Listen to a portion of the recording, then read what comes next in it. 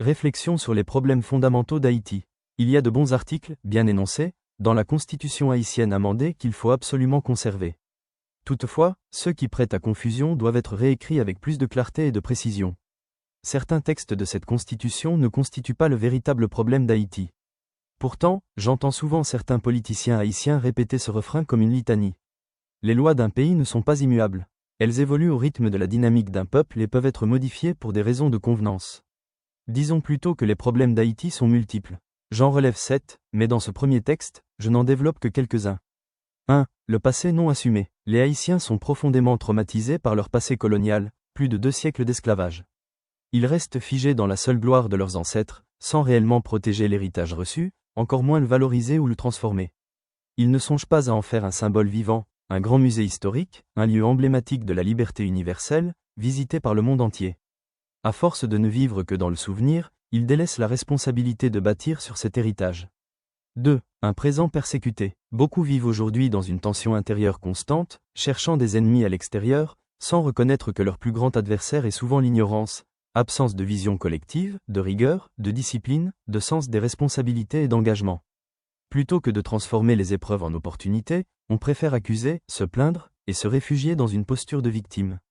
3. Un avenir incertain. L'avenir échappe au pays car il n'est pas pensé ni construit. Il n'y a pas de projet national, pas d'horizon commun, pas de rêve partagé. La jeunesse manque de repères, les leaders manquent de vision. L'absence de planification stratégique et de transformation structurelle empêche toute émergence réelle.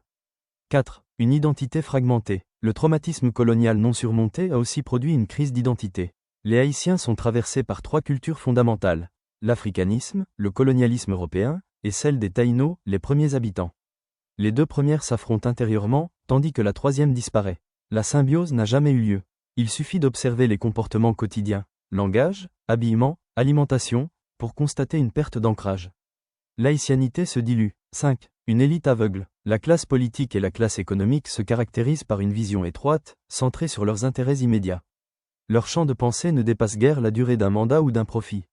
Il n'y a ni stratégie de développement durable, ni volonté réelle de rupture avec le statu quo. 6. Des blessures coloniales encore ouvertes. Les séquelles de l'époque coloniale s'expriment encore dans la vie politique, économique et sociale.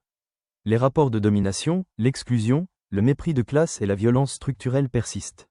Les réflexes d'oppression sont transmis, reproduits et modernisés.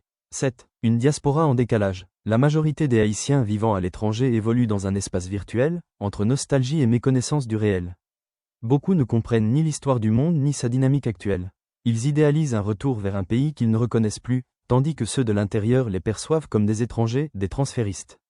Cette fracture nourrit méfiance, jalousie et exclusion, visible jusque dans les familles, les quartiers, les villes, les lois et les institutions. Voilà le paysage d'Haïti aujourd'hui. Le mal ne se limite pas à l'ingérence des puissances étrangères. Comme le dit le proverbe créole, Kabrigade qui jeden qui paie à gêne bon l'entouraille potal pou elle rentre al manier. Autrement dit, le désordre intérieur attire forcément l'opportunisme extérieur. Reynaldo Rival, ING, Initiative citoyenne pour le changement.